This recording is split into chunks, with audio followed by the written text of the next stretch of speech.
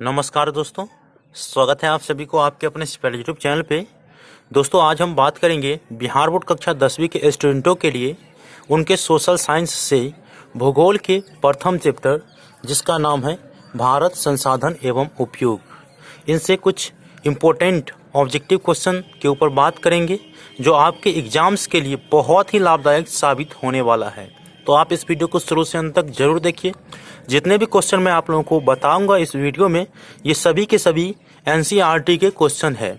तो आप इसे पूरा का पूरा देखिए और सभी क्वेश्चन को अपने कॉपी और कलम से नोट डाउन करते रहिए, ठीक है। तो भारत संसाधन एवं उपयोग में पहला क्वेश्चन आप लोगों को कुछ इस प्रकार से देखने को मिलेगा।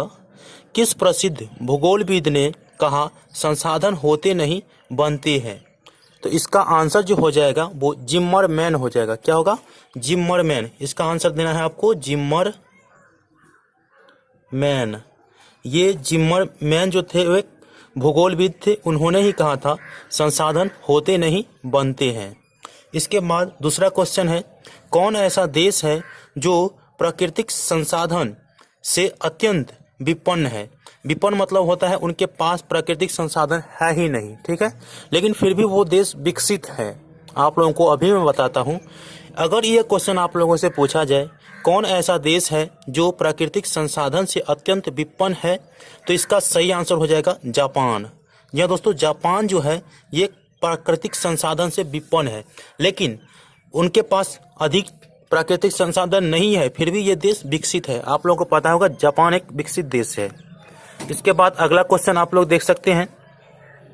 अगला क्वेश्चन है, उत्पत्ति के आधार पर संसाधन कितने प्रकार के होते हैं? तो उत्पत्ति के आधार पर अगर आप लोगों से पूछा जाए तो दो होते हैं, जैव और अजैव। जी दोस्तों, जैव और अजैव जो होते हैं उत्पत्ति के आधार पर संसाधन दो प्रकार के होते हैं। कितना? दो। तो इसका सही आंसर क्या होगा? दो।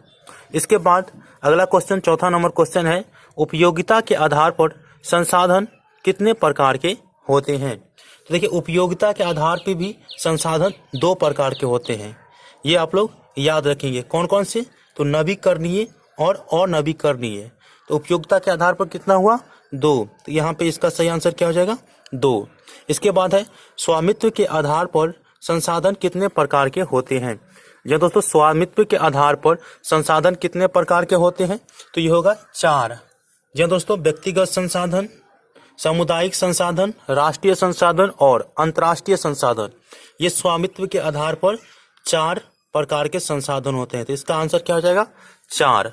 इसके बाद अगला क्वेश्चन है 6 नंबर क्वेश्चन, विकास के स्तर पर संसाधन को कितने वर्गों में वर्गीकृत किया जाता है? देखिए, विकास के स्तर पर अगर आप लोगों से पूछा जाए तो आप लोग याद रखेंगे विकास के स्तर पर भी संसाधन चार प्रकार के होते हैं। कितना? चार प्रकार के। तो यहाँ पे क्या हो जाएगा इसका आंसर? सही, चार। इसके बाद अगला क्वेश्चन है और बहुत ही इंपॉर्टेंट क्वेश्चन है, 7वां क्वेश्चन, संसाधनों का नियोजन एवं विवेकपूर्ण उपयोग क्या कहलाता है? याद रखेंगे, संसाधन है, संसाधन का क्या किया जा रहा है? नियोजन किया जा रहा है, और उसका जो है विवेकपूर्ण तरीका से उसका उपयोग किया जा रहा है। तो क्या होगा इसका आंसर? तो विवेकपूर्ण तरीका से अगर उपयोग किया जा रहा है तो इसका सही आंसर हो जाएगा संरक्षण कर रहा है। क्या कर रहा है? संरक्षण। तो इसका सही आंसर हो जाएगा संरक्षण। पहला चैप्टर आप लोग पढ़े होंगे, एनसीईआरटी में बहुत ही अच्छे तरह से दिया गया है। अगला क्वेश्चन आप लोगों के बीच, क्वेश्चन नंबर 8, किस महान दार्शनिक एवं चिंतक ने कहा है हमारे पास पेट भरने के लिए बहुत कुछ है लेकिन पेटी भरने के लिए नहीं? आप लोग इस क्वेश्चन को आसानी से और ध्यान से देखिए क्योंकि ये क्वेश्चन बहुत ही इंपॉर्टेंट है। किस महान दार्शनिक एवं चिंतक ने कहा हमारे पास पेट भरने के लिए बहुत कुछ है लेकिन पेटी भरने के लिए नहीं?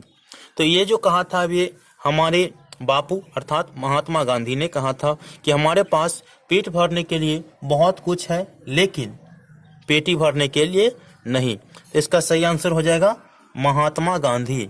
महात्मा गांधी। अगला क्वेश्चन के बारे में बात कर लेते हैं। अब हमारे पास 9 नंबर क्वेश्चन है, नर्मदा बचाओ अभियान किसने चलाया था? जी दोस्तों, नर्मदा नदी जो है उसे बचाने का अभियान किसने चलाया था? तो मेघा पाटेकर ने चलाया था। इसका सही आंसर हो जाएगा मेघा पाटेकर। मेघा पाटेकर ने नर्मदा बचाओ अभियान चलाया था। इसके बाद चिपको आंदोलन अभियान किसने चलाया था? सन 1972 में चिपको आंदोलन अभियान जो है वो किसने चलाया था, ये पूछा जा रहा है। तो चिपको आंदोलन वृक्षों को संरक्षित करने के लिए चलाया गया था, जो कि सुंदरलाल बहुगुणा के द्वारा चलाया गया था। किसके द्वारा? सुंदरलाल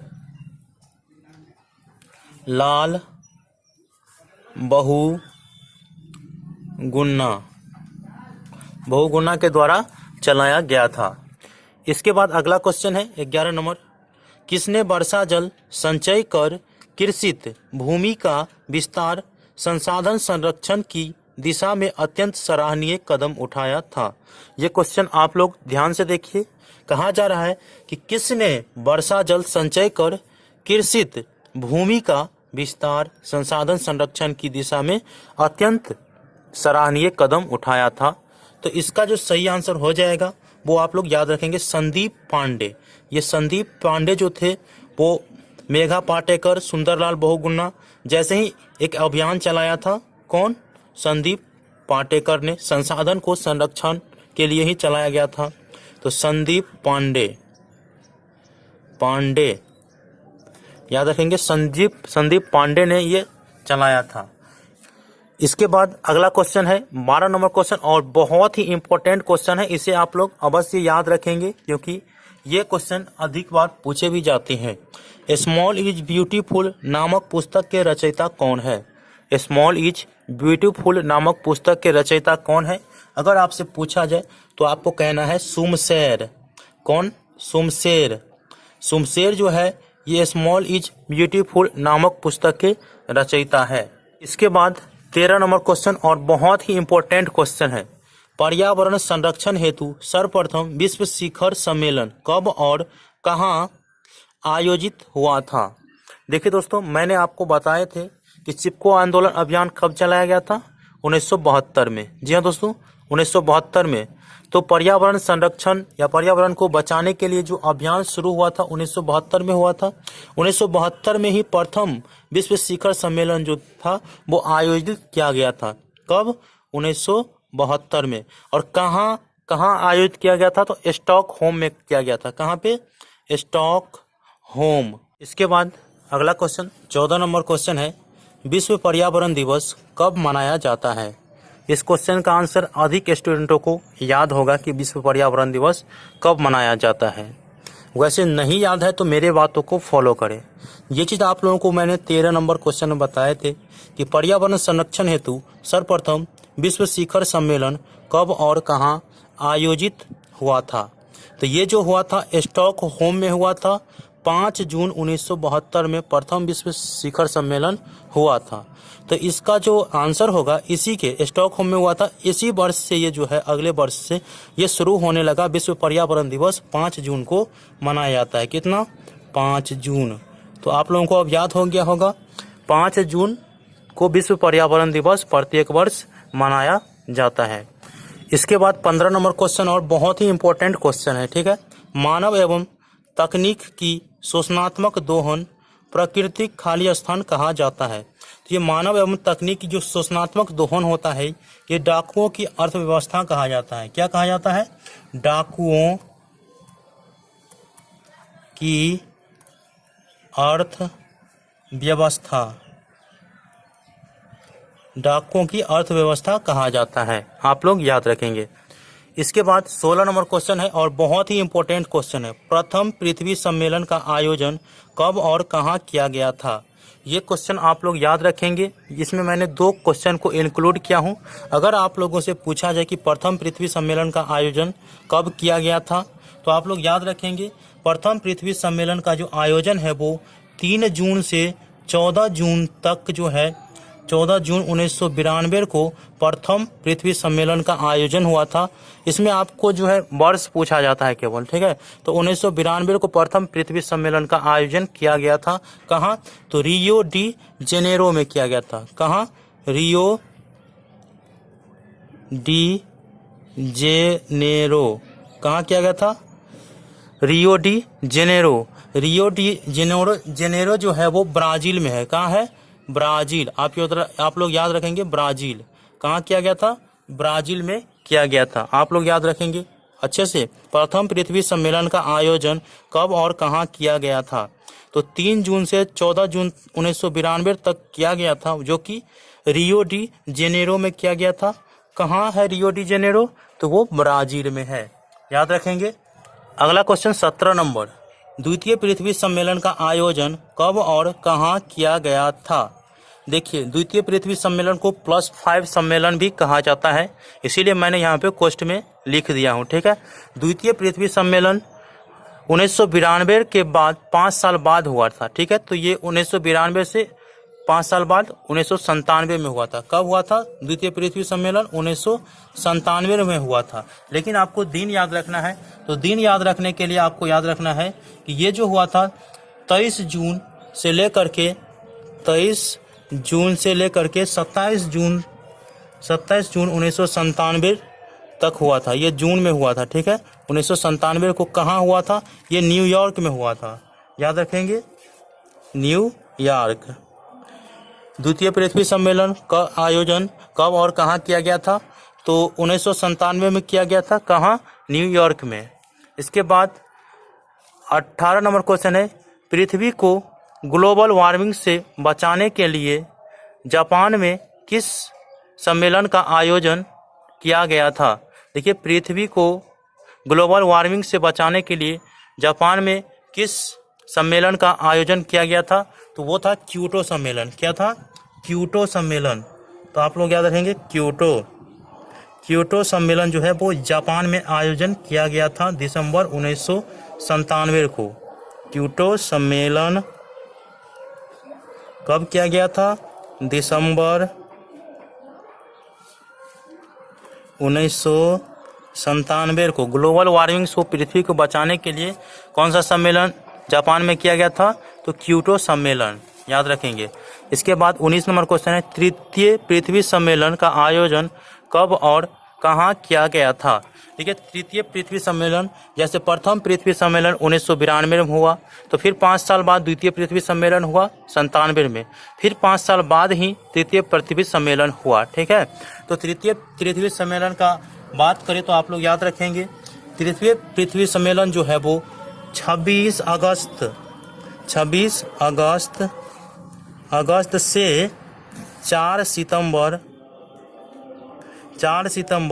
2002 को हुआ था। कहाँ पे? तो याद रखेंगे आप लोग। ठीक है,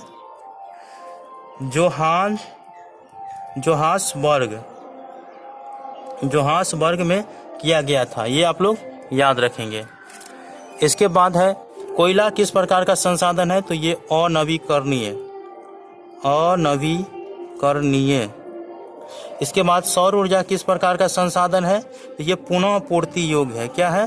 पुनः पूर्ति। सूर्य से प्राप्त ऊर्जा पुनः पूर्ति योग्य होता है। ठीक है, तो पुनः पूर्ति योग्य इसका सही आंसर हो जाएगा। ठीक, आप लोग याद रखेंगे। इसके बाद है 22 नंबर क्वेश्चन, तट रेखा से कितने किलोमीटर क्षेत्र की सीमा अपवर्तक आर्थिक क्षेत्र कहलाते हैं? देखिए, तट रेखा से 200 किलोमीटर की जो सीमा रहती है ना, वो अपवर्तक आर्थिक क्षेत्र कहलाते हैं। तो यहाँ पे क्या हो जाएगा? 200 किलोमीटर। यहाँ पे एम भी रहता है। ठीक है, तो आपको किलोमीटर में भी अधिक आंसर दिया जाता है, तो किलोमीटर आप याद रखेंगे। इसके बाद है अगला क्वेश्चन 23 नंबर क्वेश्चन, समुद्री क्षेत्र में राजनीतिक सीमा के कितने किलोमीटर क्षेत्र तक राष्ट्रीय संपदा निहित है? तो याद रखेंगे, समुद्री क्षेत्र के राजनीतिक सीमा के कितने किलोमीटर तक का जो राष्ट्रीय संपदा निहित है। संपदा मतलब होता है संपत्ति। ठीक है, राष्ट्रीय संपत्ति। तो ये इसका जो सही आंसर हो जाएगा वो 19.2 किलोमीटर। और ये क्वेश्चन बार बार पूछे जाते हैं, आप लोग याद रखेंगे। राष्ट्रीय संपदा कब तक समुद्री क्षेत्र में कब तक निहित है? तो 19.2 किलोमीटर तक। इसके बाद अगले क्वेश्चन के बारे में बात कर लेते हैं। इसके बाद 24 नंबर क्वेश्चन है, लौह अयस्क किस प्रकार का संसाधन है? देखिए, लौह अयस्क किस प्रकार का संसाधन है? तो ये अनवीकरणीय है। अनवीकरणीय लौह अयस्क जो है वो एक प्रकार की अनवीकरणीय संसाधन है। इसके बाद 25 नंबर क्वेश्चन है, ज्वारीय ऊर्जा किस प्रकार का संसाधन नहीं है? तो ऑप्शन इसमें दिया गया है मानवकृत, अजैव, पुनः पूर्ति योग्य, अचक्रीय। तो ज्वारीय ऊर्जा जो है एक प्रकार की अचक्रीय ऊर्जा नहीं है, अचक्रीय ऊर्जा नहीं है। आप लोग यहाँ पे देख रहे होंगे अचक्रीय। ज्वारीय ऊर्जा पुनः पूर्ति योग्य भी है, अजैव भी है, मानवकृत भी है, लेकिन अचक्रीय संसाधन नहीं है। इसके बाद 26 नंबर क्वेश्चन और बहुत ही इंपॉर्टेंट क्वेश्चन है, पंजाब में भूमि निम्नीकरण का मुख्य कारण क्या है? पंजाब में भूमि निम्नीकरण का मुख्य कारण क्या है? तो इसका जो है अधिक सिंचाई होता है, इसीलिए उनके भूमि जो है वो निम्नीकृत रहता है। तो अधिक सिंचाई इसका सही आंसर आप लोग डालेंगे, सिंचाई। इसके बाद है अगला क्वेश्चन, किस राज्य में सीढ़ीदार अर्थात सोपानी खेती होती है? ये आप लोगों से पूछा जा रहा है, किस राज्य में सीढ़ीदार खेती होती है? तो ये जो राज्य है वो उत्तराखंड है। क्या है? उत्तराखंड। उत्तराखंड में जो है वो सोपानी कृषि होती है। इसके बाद 28 नंबर क्वेश्चन है, किस राज्य में काली मृदा पाई जाती है? देखिए काली मृदा पाई जाती है, काली मृदा के बारे में अगर आप पढ़े होंगे मृदा से संबंधित तो आप सभी को पता होगा कि महाराष्ट्र में भी अधिक काली मृदा पाए जाते हैं, गुजरात में भी पाए जाते हैं और कर्नाटका में भी पाए जाते हैं, कर्नाटक। इसके बाद आंध्र प्रदेश में भी पाए जाते हैं, आंध्र प्रदेश, और तमिलनाडु में भी पाए जाते हैं, तमिलनाडु में भी पाए जाते हैं। तो इतने सारे जगहों पर जो है काली मृदा पाई जाती है। यहाँ पे जलोढ़ मृदा में लिखा गया है, तो आप लोगों को ये काली मृदा में लिखना है, ठीक है। कहाँ पाई जाती काली मृदा? काली मृदा किस राज्य में काली मृदा पाए जाते हैं? तो महाराष्ट्र में, गुजरात में, कर्नाटक में, आंध्र प्रदेश में, तमिलनाडु में।